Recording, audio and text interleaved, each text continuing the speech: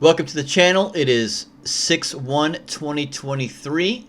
Yesterday, 5/31/2023 was the last day that you had amnesty for the braced pistols. In January, the ATF put out a statement and basically gave you 120 days from that time and that announcement to have a few options. Destroy your pistol, turn it in, remove it, and permanently disable the ability to add the pistol brace on there, which has been kind of flip-flopped because of Diddlebach talking in front of Congress saying you could just separate the two, that we have constructive intent, etc., etc. I'm not going to really get into that. And the other option was to register it as an NFA item, a variation of the Form 1 to create an SBR. Now, what did I do? Did I bend the knee? Before we talk about what I did, let me talk to you about my thoughts and opinions on this, right? So, for me, an SBR shouldn't even be an NFA item. To me, 10 years of people having braces and brace pistols and everything else showed that these are common use items and that the idea of an SBR should be removed from the NFA. Because of the millions of gun owners with millions of these guns, they're not committing the crimes. The people committing the crimes are the same ones that always do it. The gangbangers who have illegally acquired guns in illegal possession, they don't even keep the braces on there. They strip the bad boys down. Half the time they don't have optics. They just have the longest mag they can get, run it slick so they can throw it down their pants and pull it out and let loose when they're doing their gangbanging shit. Okay, so my thoughts again are that the SBRs should be removed from the NFA altogether because we've proved that this is a common use item.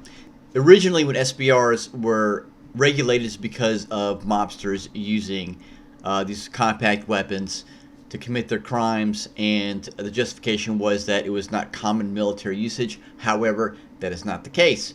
You see all your Mark 18s and CQBRs and all these variations of or short barreled rifles being used in the military. So to me, that's another reason we can revert back to where SBRs are legal. This is a lot of politics from the Brandon's administration, right? This is all part of their anti-gun agenda. They're sticking it to as many people as they can, and this is just simple politics, right? It's bullshit, and it is what it is. And the main thing what I want to bring up is, and I'm going to be a little bit of a devil's advocate here, is to understand the opposition and what their argument is that if you look at the letter that the ATF put out, right, they're basically calling it out for what it is. The brace pistol was a workaround for an SBR. There was no one using the braces to stick on the arm or any of that shit. I mean, if they were, it's very few. Everybody was shouldering the shit out of it. They've got pictures from advertisers who are selling the braces as stocks. They've got photos of guys shouldering 308 rifles with, 2x10 optics or whatever else, bipods, and being sold as a pistol, right? So we kind of are our own enemy on that, where we kind of just flaunted the fact that we are using this as a workaround, and they use that against us, right? Is it right? No.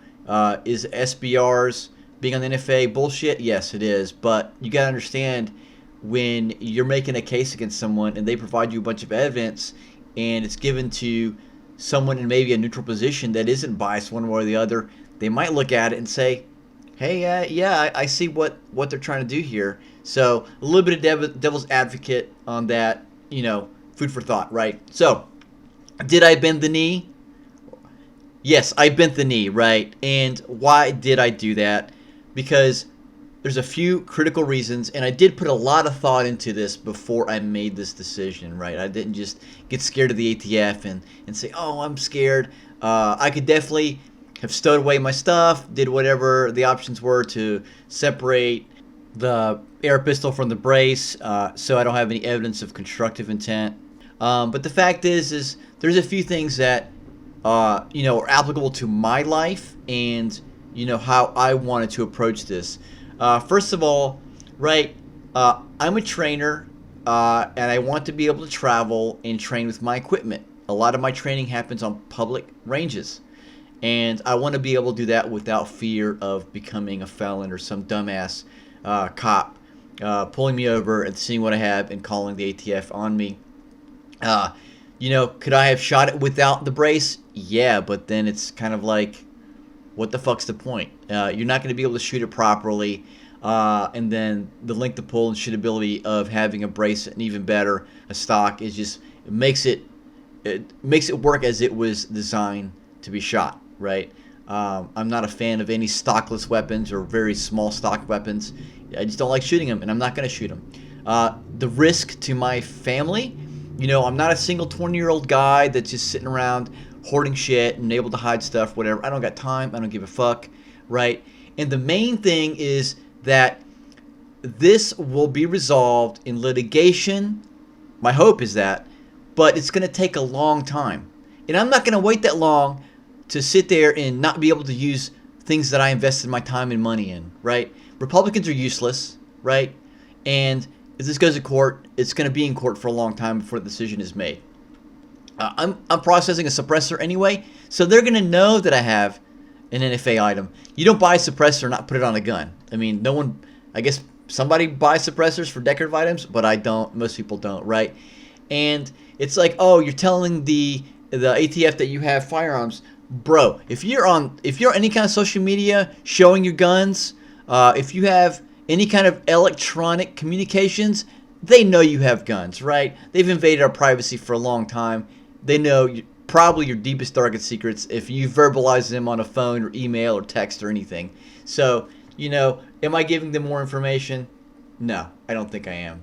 So, another benefit is that, yeah, it's a free SBR, but you do have to pay the $200 tax stamp or $200 fee if you want to put it on the trust. I can kick that can down the road until I establish a trust, get my suppressor, get my SBR, and kind of work a little bit backwards on that. So, not a big deal, right? This is the choice that I made for me. I spoke to a lot of people that work as retailers, have their personal opinions, know ATF agents, are married to ATF agents, have spoken to ATF agents, are on a friendly basis, or they are friends with people who are on friendly basis with ATF agents. Most of them are having to do it themselves for their own personal firearms. Is this the right thing? No. Is NFA bullshit? Yes. Is having SBRs on NFA bullshit? Yes.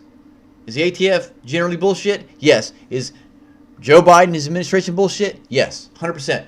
But you got to pick your battles, right? You might lose the battle, but in the end, you're looking to win the war, right? And in this one, not the hill I wanted to die on. For my needs, right? This is for my needs. So, hate on me or agree on me. As long as you did your due diligence to make the choice that you're making, and whichever choice that you make, you are safe. You feel that it's safe for you, then you do what you need to do. I'm not giving you advice either way.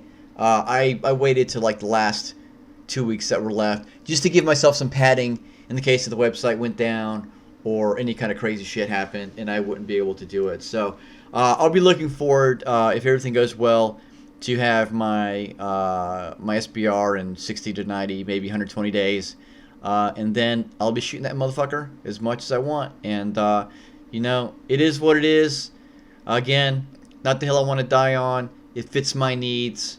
And while it's bullshit, we got to let litigation run its course. And it's going to take a long time. And I'm not going to sit on my equipment or spend a bunch of money to make it into a rifle when I've got higher priority things to pay for.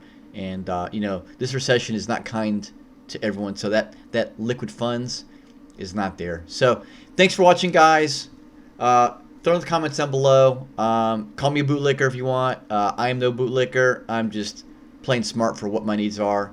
And as long as you understand everything, then you can say something. If you didn't do the research and really make an informed decision, and you're just like, oh, fuck the ATF, I'm not doing shit for them, then to me that's not an informed decision, and you're just parroting stuff that other people are parroting, and now you run the risk of having a firearm that you may or may not be able to even use, or have risk of it being found in your possession. So if you don't fucking train and you don't shoot, it doesn't fucking matter. I mean, you really don't have an opinion. In my opinion, you don't have an opinion because you don't actually put the time in to